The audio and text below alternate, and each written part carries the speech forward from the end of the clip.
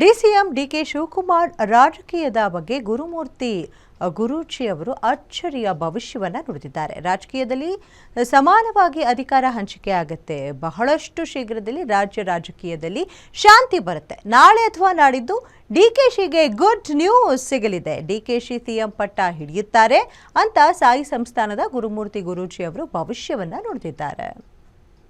ಅಲ್ಲಿ ಎರಡನೇ ಪ್ರಶ್ನೆ ಏನು ಬರುತ್ತೆ, ನೀವು ಅದನ್ನು ವ್ಯಕ್ತಪಡಿಸ್ತಾ ಇದ್ದೀರ. ನಾವು ಕಡಾಖಂಡಿತವಾಗಿ ಹೇಳ್ತಿದ್ವಿ, ಅದಕ್ಕೆ ಅವಕಾಶವೇ ಕೊಡಲ್ಲ.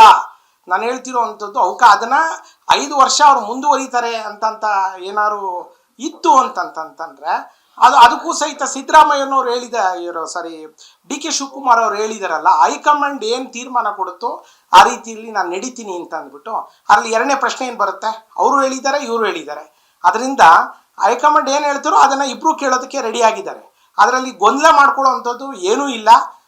ಮನಸ್ಸಿನಲ್ಲಿ ಒಳ್ಳೇದು ಕೆಟ್ಟು ಎಲ್ರಿಗೂ ಸಹಿತ ಇದನ್ನು ಇದು ಮಾಡಬೇಕು ಅನ್ನೋ ಆಸೆ ಇರುತ್ತೆ. ಅದನ್ನು ಅರ್ಥ ಮಾಡ್ಕೊಂಡಿರ್ತಾರೆ. ಅವ್ರಿಗೂ ಸಹಿತ ಇಲ್ಲಿನ ಇದನ್ನಾಗಬೇಕಾದಾಗ ದೇಶದಲ್ಲಿ ಸುಮಾರು 70 ವರ್ಷಗಳ ಕಾಲ ದಶಕಗಳಿಂದ ಇಡೀ ದೇಶವನ್ನು ಆಳದಂಥ ಇದರಲ್ಲಿ ಅವ್ರಿಗೂ ತಿಳುವಳಿಕೆ ಇರುತ್ತೆ ಅಂತ ಅನ್ನುವಂಥದ್ದು ನನ್ನ ನಂಬಿಕೆ.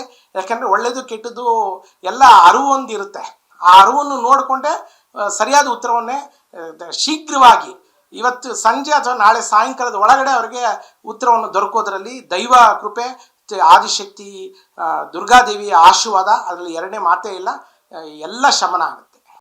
ನೀವು ಅದನ್ನು ವ್ಯಕ್ತಪಡಿಸ್ತಾ ಇದ್ದೀರ. ನಾವು ಕಡಾಖಂಡಿತವಾಗಿ ಹೇಳ್ತಿದ್ವಿ, ಅದಕ್ಕೆ ಅವಕಾಶ